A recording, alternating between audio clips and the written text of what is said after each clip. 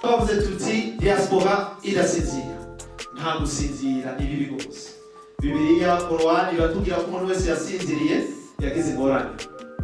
Hanyuma no kuvuga ashatse kuvuga kwa muri maso witeguye uri clever umenya ibiba n'ibigezweho kugira ujane n'ibihe. Hama tuvuze diaspora yunze ubumwe kubera iki? Kubera ko Bibiliya na Korowani bigatubwira ngo ijambo mbahaye riruta yose ni urukundo.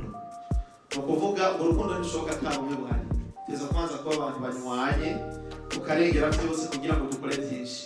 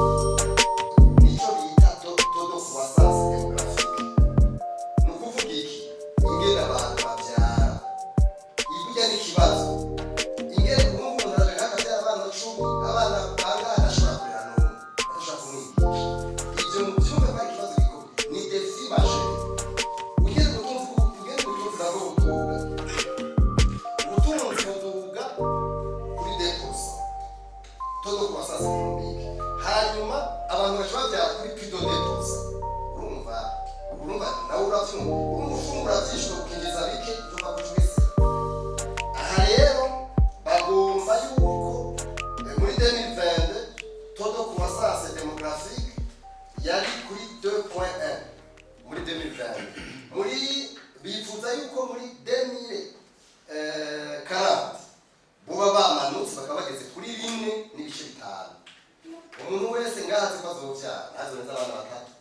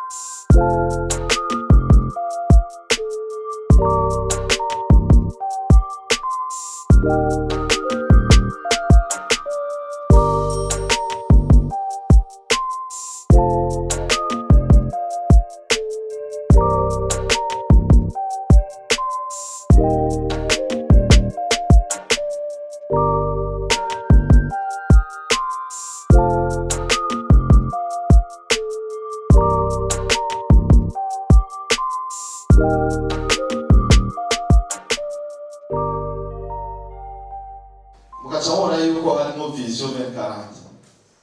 Hanyuma rero ko bamwe muri mwebwe mutabizi sikosa cyanje, ko bamwe muri mwebwe mutazi ibintu bigeze washingiye sikosa cyanje. Twese dutegerezwa kubimenya. Diaspora irasinzira.